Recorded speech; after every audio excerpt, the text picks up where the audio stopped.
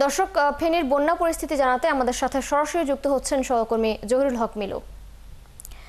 মিলু, আপনি এখন কোন এলাকায় আছেন এবং সেখানকার বন্যার পরিস্থিতি কেমন দেখতে পাচ্ছেন এবং বন্যা দুর্গতদেরকে তারা কোন অবস্থায় আছেন, সার্বিক সব বিষয় একটু জানাবেন আমাদেরকে। তিশা, আপনি জানেন যে গত 3 দিন বৃষ্টি না হওয়াতে এবং জলমলের রোদ থাকার কারণে এখানকার বন্যা পরিস্থিতির উন্নতি হয়েছে। আপনি জানেন যে ফেনীর ফুলগাজী, পরশুরামের সিলোনিয়া, কহুয়া এবং মুহুরী নদীতে অন্তত 46টি স্থানে ভাঙন দেখা দেয় এবং সৃষ্ট বন্যায় পুরো ফেনী জেলায় প্লাবিত হয়। এর মধ্যে সবচেয়ে বেশি ক্ষতিগ্রস্ত হয়েছে ফুলগাজী এবং পরশুরাম। তবে ফুলগাজী এবং পরশুরামে পানি নামতে শুরু করেছে। এখন সেটি ফেনী শহরের কিছু অংশ, ফেনী সদর, ছাগলনাইয়া এবং দাগনভূঞাতে আক্রান্ত। পানি নামার সাথে সাথে কিন্তু ক্ষতচিহ্নটা দৃশ্যমান হচ্ছে। আপনি জানেন যে যারা আশ্রয়কেন্দ্রে ছিল তারা কিন্তু বাড়ি ফিরতে শুরু করেছে। তবে বাড়িতে যাওয়ার পরে মূলত তাদের নতুন সংগ্রাম শুরু হয়েছে।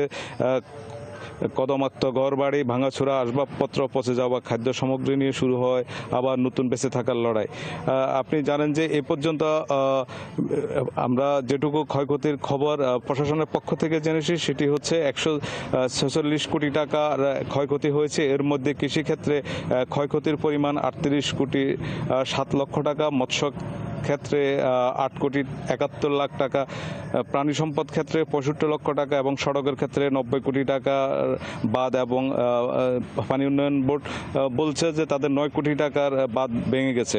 তো স্মরণকালের এই যে বন্যাটি, সেটি আপনি জানেন যে গত বছর 24-এর যে বন্যাটি হয়েছিল সেই ক্ষতিটি কিন্তু এখনো ফেনীর মানুষ এখনো এই ক্ষতির চিহ্ন এখনো বয়ে বেড়াচ্ছে। তারা যে নতুন করে বাঁচার যে স্বপ্ন দেখেছে সেটি এই বন্যায় সেটি আবার বুলুশ হয়ে গেছে এবং তারা বলছেন যে একটি স্থায়ী বাঁধের মাধ্যমে তাদের এই বন্যা পরিস্থিতির সমস্যা সমাধানের সম্ভব। তবে পানি উন্নয়ন বোর্ড বলছে যে পানি যেহেতু নামছে, তারা নতুন করে 46টি স্থানে ভাঙনের যে চিহ্নটি রয়েছে তারা সেখানে সংস্কারের কাজ শুরু করবে।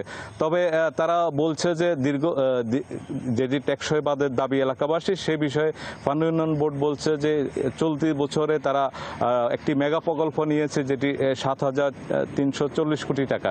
সেটি যদি অর্থ ছাড় পাওয়া যায় সেক্ষেত্রে একটি স্থায়ী বাঁধের বিষয়টি তারা জোরালোভাবে বলছেন এবং তারা বলছেন যে এই বাঁধ হলে এই পানি যে জলাবদ্ধতা সেটি কেটে যাবে। তবে ফেনীর মানুষ বরাবরের মতো বলছে যে তারা ত্রাণ চায় না, তারা একটি স্থায়ী টেকসই বাঁধ চায় এবং সেজন্য তারা কিন্তু প্রতিনিয়ত বিভিন্নভাবে তারা এই দাবিটি তুলছে। এবং আপনি জানেন যে আজকে কিন্তু পরশুরামে সাধারণ মানুষ রাস্তায় 11টায় আরেকটি মানববন্ধনের আয়োজন করেছে এবং তারা সেই দাবি কিন্তু বারবার প্রতিধ্বনি করছে। তিশা, এই ছিল এখানকার বন্যার সর্বশেষ। মিলু, অসংখ্য ধন্যবাদ আপনাকে আমাদের সাথে যুক্ত হওয়ার জন্য। আপনি সঙ্গেই থাকবেন। দর্শক, ফেনীর বন্যা পরিস্থিতি জানাতে আমাদের সাথে যুক্ত ছিলেন সহকর্মী জহিরুল হক মিলু।